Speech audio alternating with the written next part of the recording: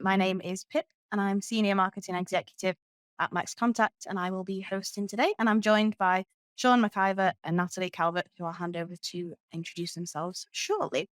Just for background, for anyone who has joined today and doesn't know anything about MaxContact, we are a customer engagement software platform based in the UK.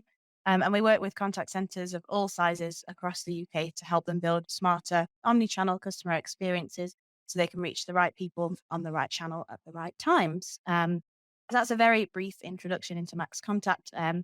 Now, before I hand over to Sean and Natalie for their introductions, I wanted to just touch on a couple of admin bits. So there is a question box. So if you have any questions throughout the discussion today, please do pop them in there throughout, as we have around 10 minutes of Q&A time at the end. And we are going to be sharing some PowerPoint slides alongside our discussion today with references to relevant research. So we will be sharing out the slides afterwards, so you're able to look back on them. And there'll also be a few bonus resources sent out afterwards as well. So please do have a look out in your inbox for those. And finally, we are recording the session today, so we will send a copy of that recording out afterwards, so you're able to watch it again or share with colleagues who it may be of interest to. So moving on to proper introductions. So you've just met me. Hello. And now I'll hand over to Sean and Natalie to introduce themselves properly. So Sean, I'll come to you first. Hello, everyone. My name is Sean McIver. I am a product owner here at MaxContact. I've been here for a couple of years now. Prior to which I was within the contact center industry as a dialer manager, started off on the front lines, worked my way up through the various roles within the contact center. I've been doing that. I did that for years. I was doing that for more than 10 years. And yeah, my role essentially is to represent the voice of the customer within features and products that we provide within the business, ensuring that they're useful and they're going to be of value and solve problems. That's essentially my role. Thanks, Sean. Okay. So hi, everybody. I'm Natalie Calvert. Thank you, MaxContact, for inviting me today, especially to Pip and to Sean. Great to be working with you again. So I've been involved in customer experience now for over 30 years. And I, in a nutshell, help leaders improve customer experience and employee engagement. I'm very lucky. I've worked now with over 100 organizations across about 200,000 staff for service, sales, and a lot of work around complaints, because that's when it really, the rubber hits the road, as they say, isn't it, when the complaint happens. And both across the private and public sector. Nowadays, I get involved in three main areas, apart from consulting, which is coaching with managers, working and delivering masterclasses from frontline to boardroom, and also doing some really fun and good keynote speaking stuff. I'm based in London. The old thing, I've got twin daughters, and in my spare time, when I try and work out what I do with my spare time, it's always my family. So it's family stuff. It's what I'm generally all about outside of work. So thank you, and thank you. Amazing. Thanks both. So on to the main reason why everyone's here today. So we wanted to start today by sharing some research findings that were released a couple of months ago by the Institute of Customer Service. Now, their UK Satisfaction Index report has shown that customer service complaints are at their highest level on record since its CSAT index began in 2008. They also shared that UK firms are having to spend a total of 9.24 billion every month in worker hours covering complaints handling. And this is on top of being amid supply chain issues and an industry staffing crisis as well. So not the most positive start to our webinar, but we will be sharing tips on how you can combat this throughout today's session. So there is a light at the end of the tunnel. So we will be touching a little bit more on this research throughout today's webinar. But to begin with, Natalie, just as a starting point, I wondered if you could just briefly explain to us what is a complaint. Okay, so taking it right back to basics here. So let's say we've got three levels. We've got level one is the inquiry, when the customer either phones in or we're on any other channel. So we've got the inquiry. Some inquiries can have a level of complaining feel to them. The second level is actually the complaint itself. When I'm unhappy with a product or service, or now more often than not, staff attitude and behavior. And the third one is what I would call the escalation. And the escalation is when it's hot. And that's really when it is what we should know as a complaint. The challenge most organizations have is that customers will phone in and start a conversation with saying, I'm making a complaint, when actually all it is a sophisticated inquiry. So for most organizations, it's really important to separate out the inquiry, the core complaint, and then the escalation. And those first two can often be handled very clearly within customer service. The escalation we'll come on to in a little bit further on. Um, and those definitions of complaint are very important to an organization in terms of how they're managed, how they're reported, and how they're actually dealt with through the system. So that would be my heads up really in terms of what is a complaint. And the only bit I would add to that is you've got a huge emotional wrapping, haven't you, around that, which is how the customer is feeling. And that feeling is often very separate from the behavior to the complaint, that the issue itself. More of that later on. Thanks, Natalie. I think that's a good place to start. So just moving on to a little bit more research. So according to research by McKinsey, improving customer experience is the fastest growing priority area for customer care leaders. So do let us know if you agree with this in the comments, by the way, or if you feel you're focused on other areas, we would be interested to know. However, firms are struggling to cope with global supply issues and a staffing crisis, which I mentioned just before. So this has led to a 16% rise in customer problems, typically over quality and reliability of goods services. So Sean and Natalie, I would like to ask you, what can businesses do to tackle this rise in customer problems and complaints? I think that it's right to be prioritizing customer experience. If you put the customer at front and center of everything the business does, and you think about the customer experience throughout, you're going to naturally understand where those bottlenecks and frustrations are. I think the challenge here is that many businesses talk about customer experiences, but don't know what the customer journey is in the depth that would be most advantageous to ensure that it's as smooth and slick as it can be. And, you know, I feel that companies and businesses need to proactively test out their customer journeys. If you're the CEO of the business, when was the last time you called in and tried to go through a standard process within that company, or tried to communicate via email, for example? Put those under scrutiny. I think understanding those customer journeys will give you a great deal of insight into understanding how to reduce down complaints before they become complaints. If we think back to say 5, 10 years ago, there was a huge focus around customer experience and customer journeys. And there were, across many, many organizations, there were dedicated customer experience teams that were set up. And they were kind of foisted off to one side, and you're now our customer experience team, do that for us. And we're going to focus on customer experience. And the rest of the business continued on as BAU. Actually, what you saw is companies who really excelled at that actually embedded a culture of customer experience and customer journey focus. And I think that's a cultural shift that has to happen. It's having that as a mentality of putting the customer experience front and center. And I think that in itself will tie directly to resolving those customer issues. Okay, so it's really interesting, isn't it? I think in July, the Financial Conduct Authority issued their duty of care guidance. And at the very beginning of that, it says all companies involved in retail delivery of finance, which most businesses are because there's a money exchange, must put the customer at the heart of what they're doing when it comes to dealing with all matters to do with finance. And right at the very middle of that report, they put at the heart of it also, which I think is very important, dealing with vulnerable customers. But in a world where complaints are rising, I read something about housing associations the other day. And in the last year, housing association complaints have risen by 53%.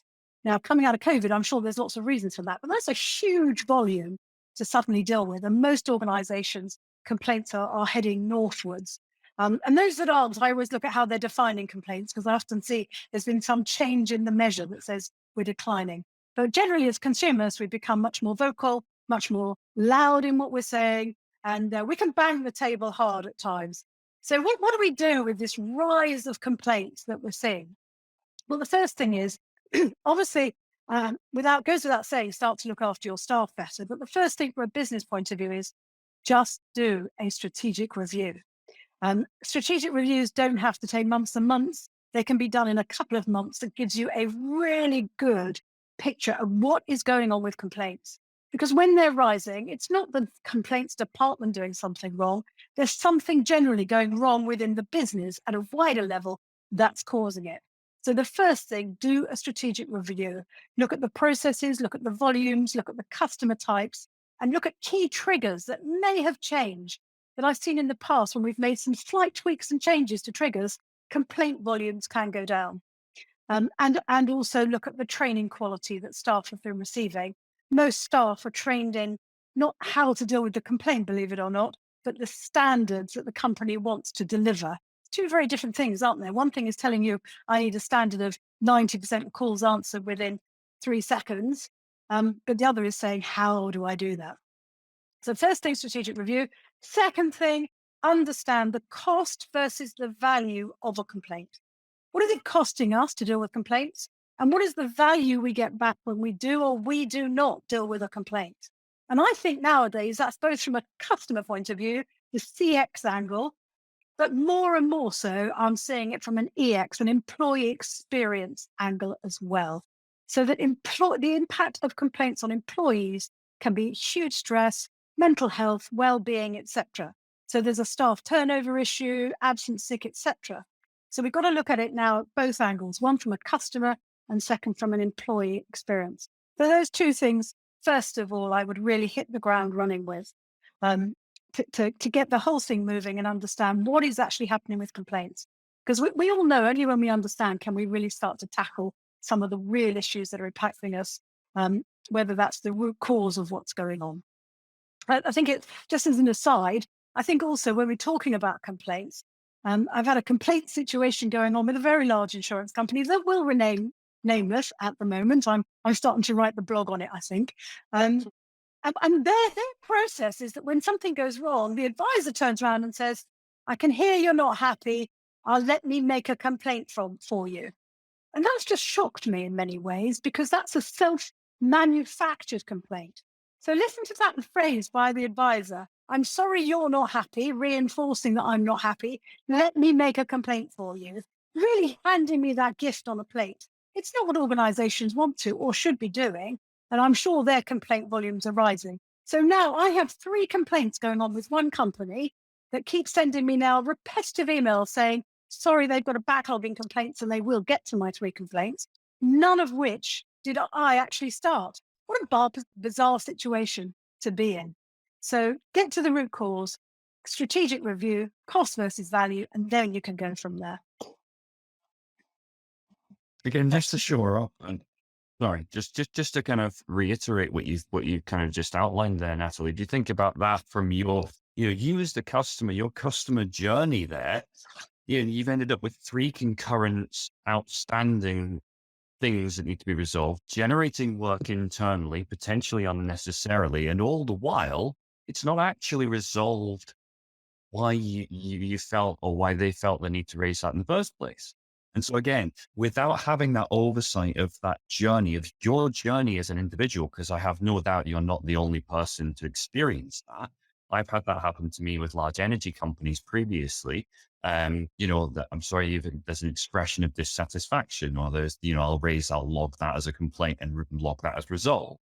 And I think having that overview of that customer journey, and as you say, even the employee experience, allows you to identify those bottlenecks and those areas whereby actually it is a challenge, and there are things that can be done to resolve those and reduce those down that don't cost the earth.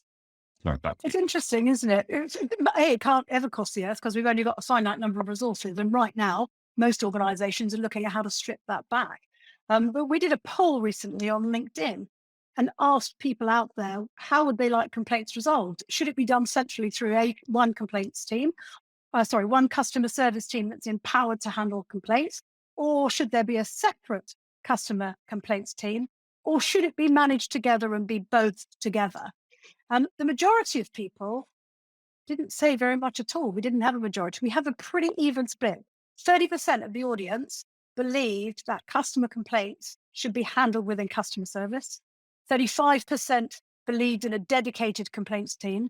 And 35% also believed in actually having it in one department, i.e. both handled together. So the senior advisor type model. What was interesting was that the more senior the people responded to the poll, the more they believed there should be a separate complaints team to manage complaints, which somehow or other seems counterintuitive to what we're all doing at the moment through building centers of excellence. But I think overall, organizations have got to get to grips with, tackle the volume, get to the root causes, and really start to sort this out. Because if we don't, it's only going to go one way, and that's getting worse. And on another note on that, digital isn't really helping us, is it? So it's not going to be resolving everything right now. And the one thing that digital won't probably resolve for quite a while is angry customers that are complaining. So that's not our solution either.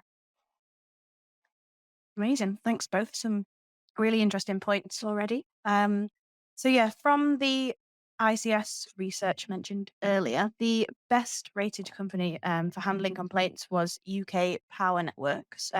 These came out on top from a survey of 45,000 total responses after strong communication and compensation payouts after storms that happened earlier this year. So they were rated highly for their trust, openness, and transparency, and having helpful and competent staff and an easy to use website.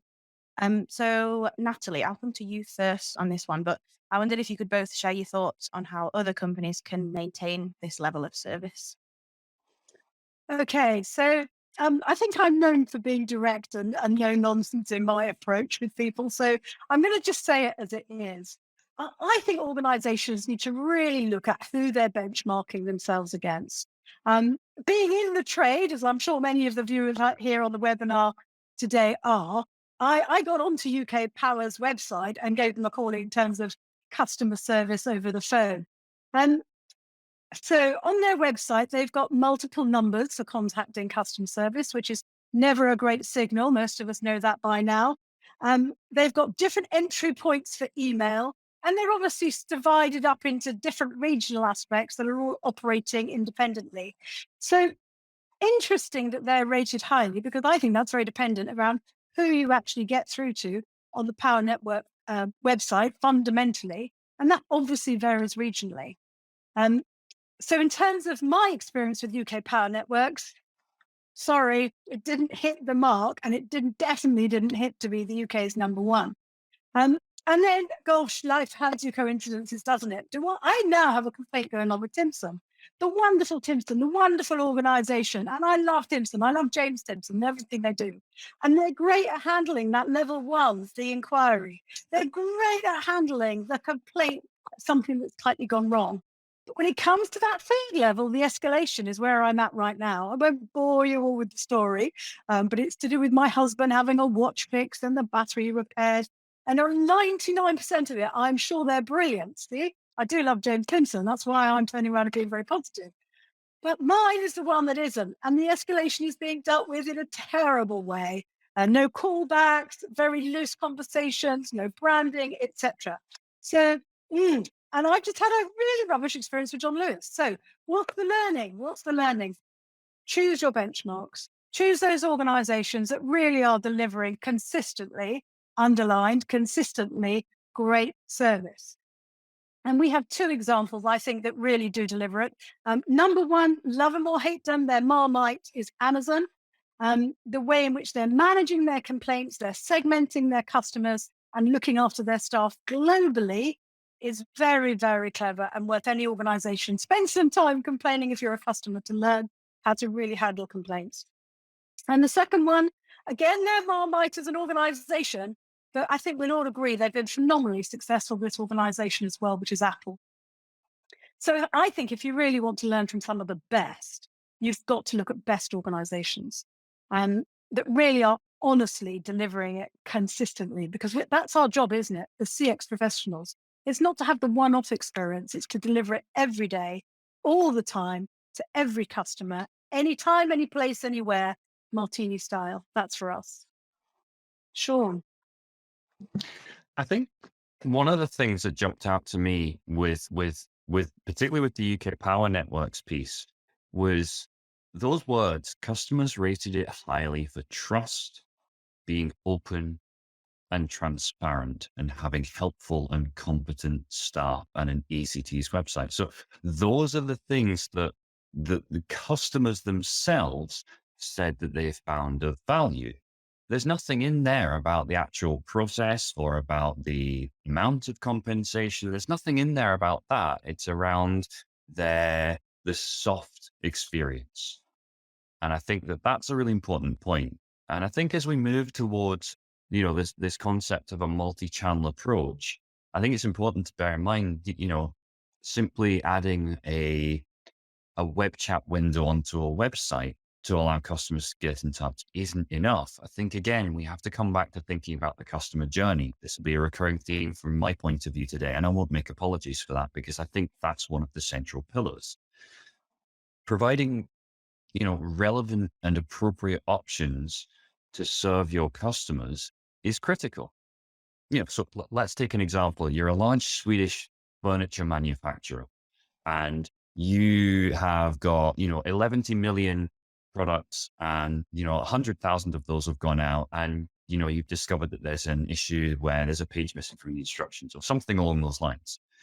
Now, the options there are you can wait until it comes through to a member of staff and then they have to deal with that, or you can do something about the customer journey on that one, whereby as soon as the customer gets in touch, you then resolve, at that touch point, as soon as you know that there's an issue there. And it, you know, you have to put yourself where the customer is. Natalie's example from earlier on with, trying to utilize the UK Power Network's website is a fantastic example of that. Again, I said it earlier on, I challenge you to try and go through your own internal customer journeys. Do it anonymously and see how that feels, at a personal level. Do you have trust? Do you feel that the people you're speaking to and interacting with are being open and transparent? Do they come across as helpful and competent? Is it an easy to use process? Think about the last time you made a complaint in general, simplifying those journeys and making it not only easy to go through that journey, but easy to go through the entire journey. When you're at that level 3, as Natalie defined it, that shouldn't cost you, that shouldn't take hoops to get to that point. You shouldn't have to jump through all of the hoops. It shouldn't be a reticence to do that. It should be done at the point where it's right to do that, appropriate to do that, because that's where you feel like, yes, I have now been heard as a customer. So yeah, I think that's my take on that. I think, Sean, there's one piece. I mean, I'm absolutely in agreement with you around the customer journey and the process. But what sits over that often is the staff, because they're delivering it. That's not the what, this is the how it's delivered. And looking at research that's been done over the years, an incredible, wait for it, over 60% of complaints are around staff attitude, staff behavior, 60%. Okay. So if we just sort out how staff are handling that process, because you could do the best process in the world, the clearest customer journey, which I'm sure many people watching the webinar have been working on ad infinitum, but it's the how we deal with it. So we've got to make sure that staff are fully trained, not just in the standard, but the how. And within that, they learn 3 things. One is, when customers our trust and their transparency is received, the staff member is often the customer's hero. So how do we ensure that we are the customer's hero? That's the first thing. Secondly, how do we achieve the win-win? How is it good for the customer and good for the organization, right? It doesn't cost us a fortune to deliver great service, but to sort out complaints and compensations and benefits, we've got to make sure it's a win-win for customer and organization. And the third thing is we've got to trust our advisors. We've got to be the trusted advisor. So I've got to learn, how do I do that? How do I trust myself? How do I do that in terms of knowledge? How do I build my resilience, my skills? So 3 things that organizations can do to get rid of, you think about it, over 60 complaints are around staff rudeness, behavior, attitudinal issues. We can eliminate a lot of those complaints that are coming through. And there's an interesting piece of research that was done by Chris Dutch, and he did it for some hotels in Dubai. And he did a really clear link between the demographic of the customer and the demographic of the employee. Okay. And what came out from that was that very simply, younger employees are better at handling customer complaints because they have higher levels of empathy. Older people are better at dealing with the process and the root cause, but they're not so great on the empathy stuff because they've become jaded over time. That they believe that customers are only complaining to rip us off, which is very rarely the case, but that's kind of a misbelief that goes on. What's interesting though is the customer point of view. The younger customer doesn't want buckets of empathy. The younger customer wants money, right? But the older customer doesn't want money. They want respect and apologies. So we've also got to think about the types of staff and how they're handling the different types of customers and managing all those complex personalities together. I mean, it's a real masterful thing to handle a complaint well. From a journey point of view, absolutely, Sean, but also from how the staff are managing it and putting it across. Amazing. So complex. Thanks both. So moving on to tackling the issues. So in the ICS report, there is a trend for improved complaint handling by businesses overall. But the ICS said that there needs to be a shift away from service recovery to instead identifying and fixing the root cause of problems. So in your opinions, how can contact centers and businesses get to the root cause of complaints and tackle these? Okay, Sean, or should I pick that up? And you're going to go first? I don't mind kicking off. I think from my point of view, I'm actually going to piggyback off of Natalie's previous point, how staff handle process. And I think one of the things for me is the early feedback loops are often missed. The frontline members of staff, the users who are talking to your customers on a day-to-day basis, are a resource. And I think that's a resource that can be utilized. And in doing so, it doesn't diminish that resource or belittle it. It actually empowers it.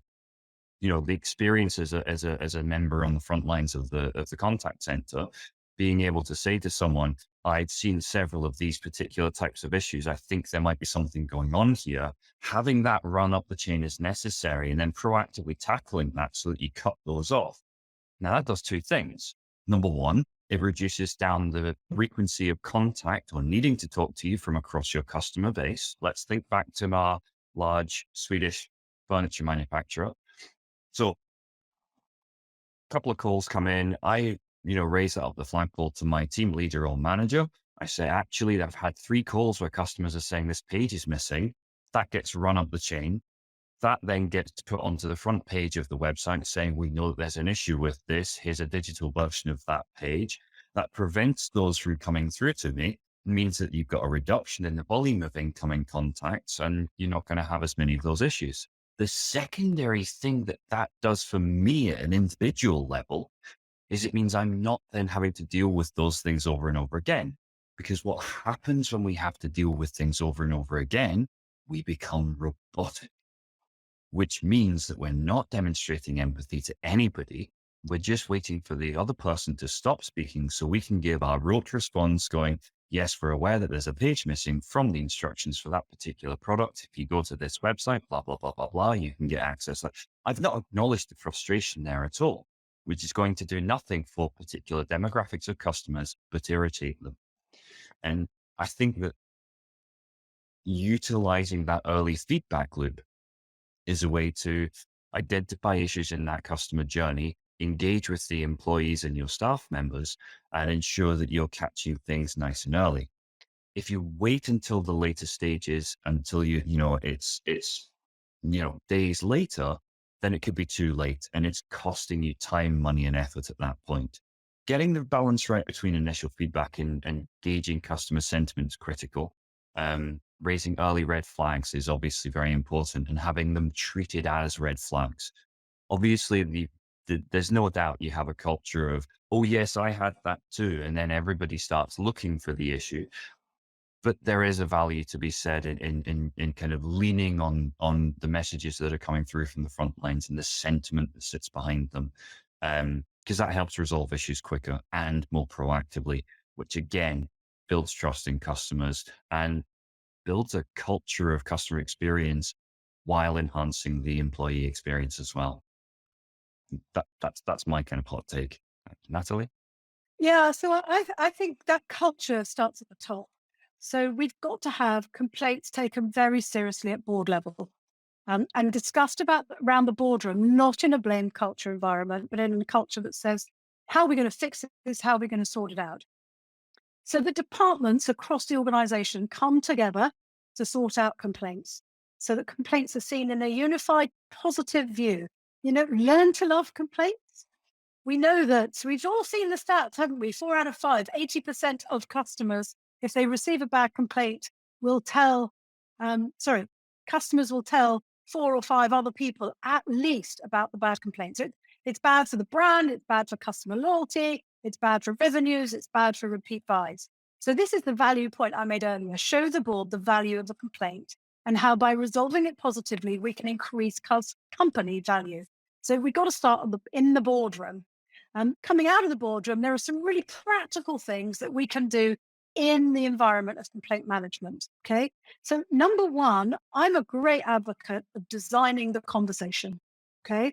Not designing the process that sits underneath it, but how do we design the conversation? And I did some work last year with the bereavements team that were dealing at the very heart of some very difficult, complex, and complaint issues in a very emotive state. And what we did was we got together and we established as a team how and what was best practice, right? In how we actually dealt with the complaints. What did we say that turned a complaining customer into a happy customer? What did we do to turn things around, to turn people from being very negative about our organization into being an advocate and even sending in the letter saying this person was great?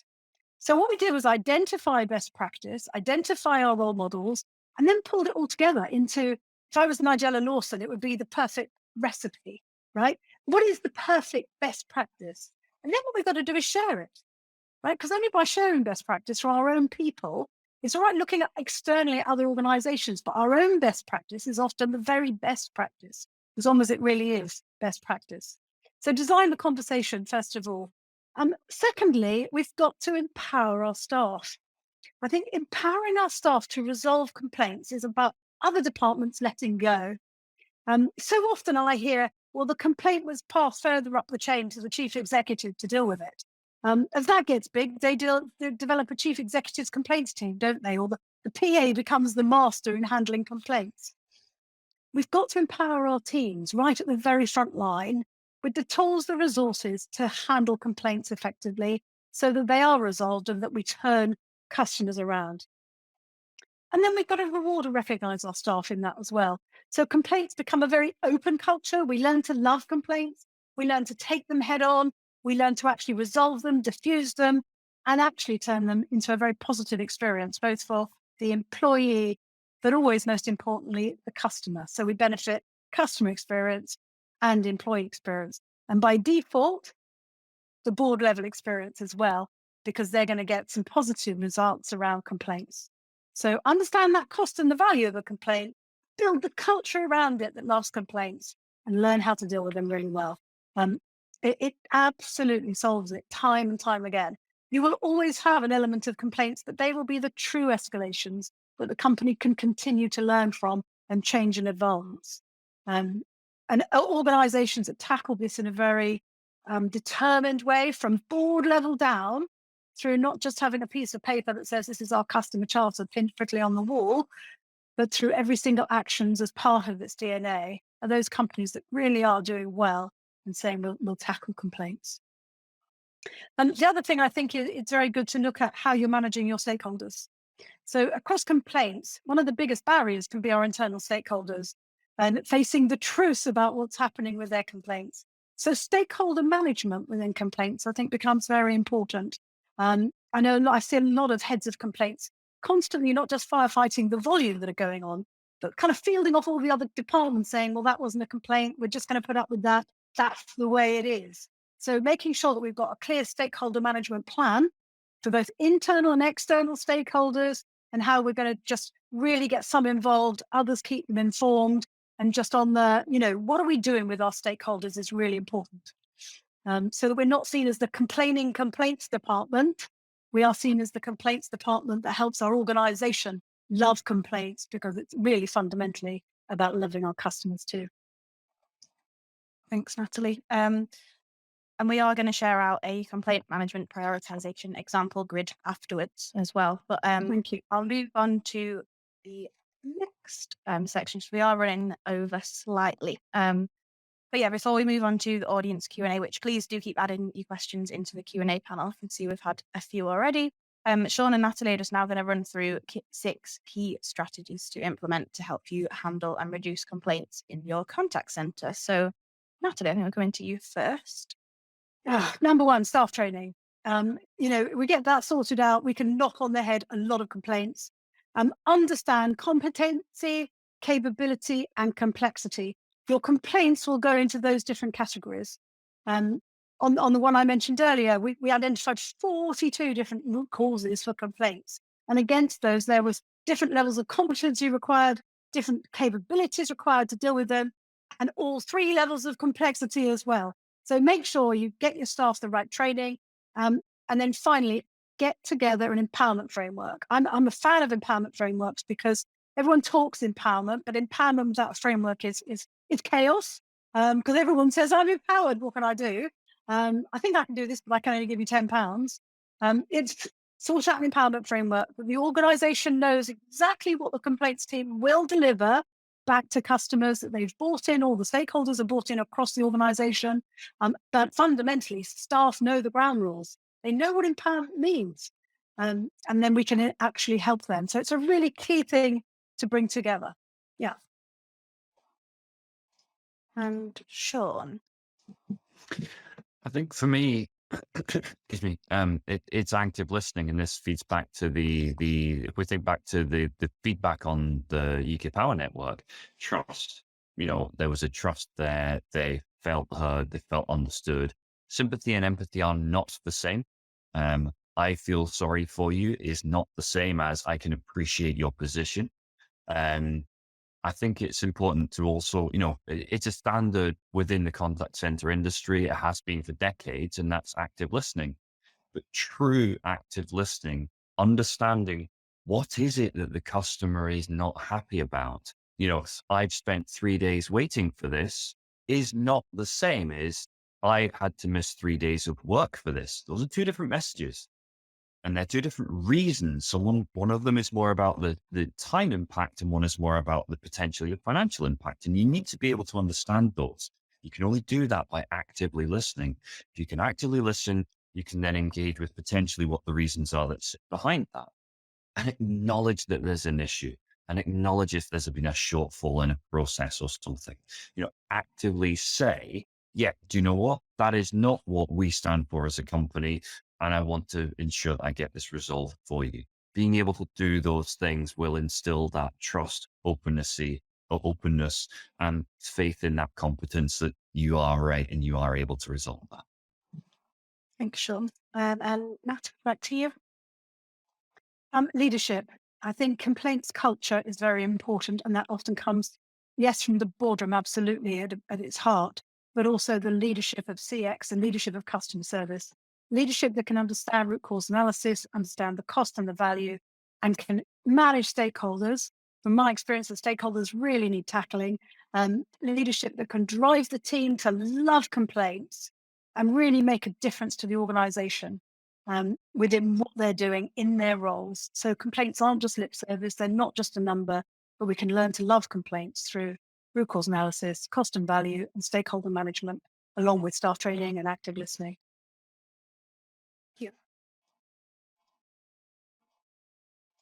For me, proactivity. Tell the customer what's going to happen next. One of the key things that's always frustrated me on all of my customer journeys with, almost every company is that I'll contact them. They'll say, okay, yep, that should be there with you then. And then it's not. And I'm left kind of sat, kind of going, well, what's next? So again, to come back to Natalie's previous example, ideally, what you want is you want someone there to be able to say, okay, I can understand and appreciate where you're coming from. I can actually see that there are already a couple of things open regarding this particular issue. I'm not going to add to that. What's going to happen next is It'll go to the relevant person and they will be in touch with you. You'll probably get regular updates advising you that there's a backlog, but when they come to it, they'll then respond and they'll pick up that conversation with you. That's a very different experience, and it manages the individual's expectations, which means that they're then not sat there going, why have I suddenly got an email that tells me that there's a backlog? Having that plan of action, giving the customer the insight, being honest and open about the process and the next step, and leveraging all the tools that are available to you. Whether that's, scripting that provides agents or users with the ability to be able to know what the process is at a glance, whether that's automating responses to contact to customers. There are a range of tools that you can use that will make that process easier and facilitate healthy conversations. Yeah. And Natalie, back to you. Continuous improvement, having a real methodology around what are we doing to continuously reduce complaints, take the heat out, look at the data analysis, feedback loops, quality control, and we've mentioned listening as well. But I think it starts at the top end with a strategic review. Say where we are now, put the stake in the ground and say, actually, even though we're firefighting, this is what's going on, and this is how we're going to change things now over time. We cannot go on this way. We have to educate ourselves, and then we'll start educating our customers too. But maybe that's a different webinar topic. How do you educate your customers? Yeah, I think there's a lot of subtopics that we could go off into. And Sean, finally, back to you. Yeah, I think for my last point, it's around accessibility. And this feeds back into everything that I've said previously. The customer journey, the agent, the user experience, the employee experience, the proactivity. This is basically the summarization of that. Don't deflect. Don't make the customer or the person trying to escalate something, don't make them jump through hoops. Don't make me fill out a form that's, 300 pages long. Allow me to get where I need to go to have the conversations I need to have with the appropriate people and feel like I've been heard and that I'm in the right place. Drive the focus to solve the complaint, not the challenges faced from making the complaint in the first place. It was one of the things that Natalie's remembered about her experience. Natalie's had 3 simultaneous concurrent complaints raised about exactly the same thing. That's not how it should work. It shouldn't take that much effort to get something resolved. And I think that actually that's probably more, I don't know the details, but I would imagine that's going to be one of the standout things that Natalie will remember moving forwards. It's the fact that how ridiculous is it that they handed that to me 3 times and they were running concurrently. It's not the complaint itself. It's about the mechanism and the work that it took to get to a point where you were able to then resolve it, simplify that and make it accessible. Amazing. Thank you. I hope everyone found those useful. We have run over slightly, but we are going to continue the webinar until around 10 to. So we've got a little bit longer for questions. So I will stop sharing my screen and ask some questions. So we have got quite a few. We probably won't be able to get through them all, but we will follow up with people individually afterwards. So I'll start with Natalie, I'll come to you on this one. Do you have any tips on how to deal with serial complainers? With serial complainers? Yeah. Well, you've got to go back and say, why are they a serial complainer? What is it that we are doing that's enabling them to do that? Okay. Is there something wrong in our product or service or how we're actually handling complaints? Having done that and worked it through, there are people that just have a hobby, isn't it? They like to complain. I was involved in something a few years ago, which was about setting up a national database of serial complaints. And it was being suggested by a research project. But that fortunately didn't get anywhere. Okay. But there are various people that would like to see that happen. You've got to take that really head on. You've got to have the manager capable to deal with that and to highlight to the person what's going on and how their complaints will be dealt with in the future. And I think when you've got a serial complainer, the other thing you've got to look for is, are they actually a vulnerable customer? Okay. Most serial complainers, well, I don't want to generalize, check and understand that your staff can identify, and it's part of what the FCA is saying right now, that you can identify if a customer is vulnerable. Okay. And if you can, you've got to have an agreed way of handling vulnerable customers. So it can be that you're dealing with a vulnerable customer, not just somebody that is a serial complainer. Yeah. So check that out as well. Thank you. And Sean, I'll come to you on the next one. How quickly should complaints be resolved to obtain the best customer experience, in your opinion? Um, I'm going to very carefully watch Natalie's response when I say this. Um, I don't think that the timescale is the key factor there. There are some complaints that require a huge amount of investigation to understand how they've got to that point. There are other complaints that you'll be able to resolve there and then for the individual. I think the key thing is it's around making sure that the customer is aware of what the process is, they know what's going to be happening, and that you proactively keep in touch with them. If I said to you, Pip, I'm really sorry that that delivery hasn't arrived, it's due to be with you the day after tomorrow, and I'll log that as a complaint and mark it as resolved. And then lo and behold, 2 days later, you're sat at home waiting for that delivery and it doesn't happen. Again, I've created my own problem there. And instead, if I'd said, okay, what I'm going to do is I'm going to set that to be redelivered in 2 days' time, if that's convenient for you, and I'll track it on the day. And then on the day itself, I can contact you proactively and say, yep, actually, I can see that that's out with the delivery. It should be with you, by close of play. Or contact nice and early and say, I am so sorry, Pip, something has come up. I can't explain it, but we're going to have to reschedule this. Just that fact of being proactive can make a huge difference. That would make a customer happy, but don't make them have to work. Do as much proactively as you can. And so I think that that's what you can do in terms of the timescales of complaint resolution. And you absolutely still want to have some marker for this has been going on for too long. Yeah, I'm not sure if that necessarily answers the question in full, but that's my take. Do you Just a have quick anything heads to add up to from that, you. Natalie? Yeah, just a quick heads up. So I'll go back to my 3 levels of, you've got the inquiry, which is obviously first contact resolution. So there and then on the spot. You've got the complaint itself. So when it is a complaint, I would again suggest that you've got to handle that immediately and have your first attempt at resolving it. Your second attempt at resolving it, that might be you, the same person. Third attempt as a complainer, going to maybe someone more senior that's not a formal escalation.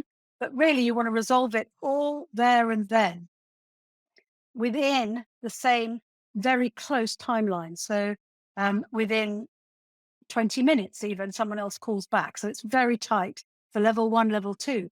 Level 3 escalation, you'll have different levels of escalation. I'm really sorry about this. But level 3 escalation, I would say that generally on an escalation, you have got a 7-day window.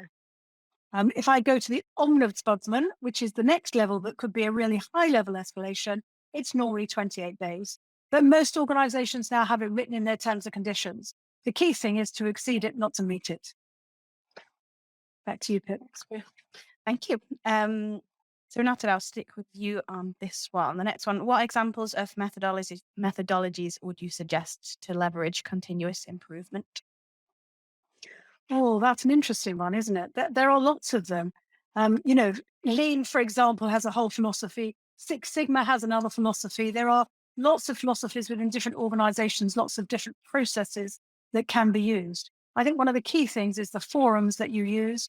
And what I would say about forums is make sure they're not biased. So make sure whatever source you're using for your process for continuous improvement, it has a fair representation, both demographically, customer types, and employees as well, so that you're getting the right information.